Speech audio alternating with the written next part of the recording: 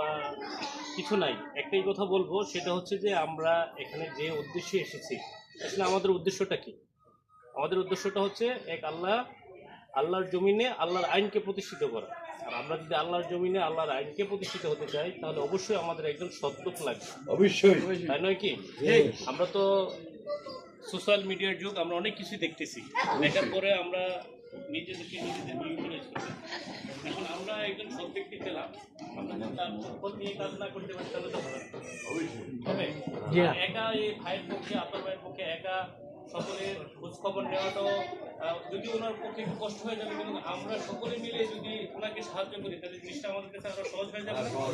আমরা যদি এককভাবে, আমরা যদি প্রতিজ্ঞাবদ্ধ হয়ে কাজ করি, আমরা আমাদের পার্থক্য বিক্রি করার জন্য আমাদের যা আছে সবকিছু ব্যয় করে আমরা আমাদের প্রার্থীকে বিজয়ী করবো, তাহলে কি আমরা পারবো না? সবাই করতে পারবো নাকি? আমাদের আত্মীয় স্বজন, পাড়া প্রতিবেশী, সমাজের যতজন ভাই আছে, সকলদেরকে নিয়ে আমরা আমাদের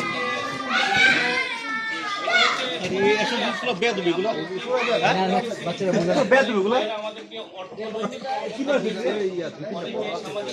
প্রলোভন দেখিয়েছে, অনেকে ভয় দেখিয়েছে, অনেক হিংসা দেখিয়েছে, অনেক চোখরাগারাগি দেখায় নাই। আমরা তো আর এগুলোর ভয় পাই না, কারণ এখন হচ্ছে 24-এর প্রজন্ম, জেনারেশন জেন জি। আমরা কখনো কাউকে ভয় পাই না। আমরা আদিবাসী বিস্তারের উপরে প্রতিরোধ করি, আমরা স্বৈরশাসককে প্রতিরোধ করেছি। ঠিক সেরকম ভাবে আমরা যদি একতাবদ্ধ থাকি, আমার বিপদে আপনি আসেন, আপনার বিপদে কি অবশ্যই আমাকে পাবেন না? আমরা যদি একতা অর্জন করে আতর ভাইয়ের জন্য কাজ করি, নিজের কাজ করি, নিজের পরিবারকে করি, সমাজের সবার সাথে জন্য কাজ করি, তাহলে অবশ্যই আমরা আতর ভাইকে বিজয়ী করতে পারবো। আমরা কি চাই না ইনশাআল্লাহ আতর ভাই বিজয়ী হোক? ইনশাআল্লাহ। আজকে থেকে আমাদের নির্বাচনী তফসিল তো অলরেডি ঘোষণা হয়ে গেছে, আমাদের হাতেও খুব সময় কম থাকবে। কোনো মুহূর্তে আমাদের নির্বাচন হয়, তাহলে আমাদের এখন থেকে লেগে থাকতে হবে।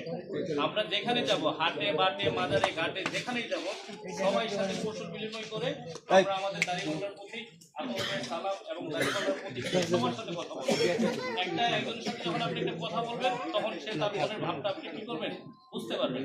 তাহলে বুঝতে পারলে আপনারা আমাদের এই দাঁড়িপাল্লা প্রতীক, ন্যায় এবং ইনসাফের প্রতীক আমরা যদি সমাজে প্রতিষ্ঠিত করতে পারি। অবহেলিত কিছু গ্রাম আছে, কিছু রাস্তাঘাট আছে, এটা যদি আমরা সংস্কারের মাধ্যমে আমরা সেগুলো উন্নয়ন করতে পারি, আমাদের পাড়া প্রতিবেশী এডুকেশন সিস্টেম সবকিছু যদি উন্নয়ন করা যায়, তাহলে তো আমরা সফল, তাই না?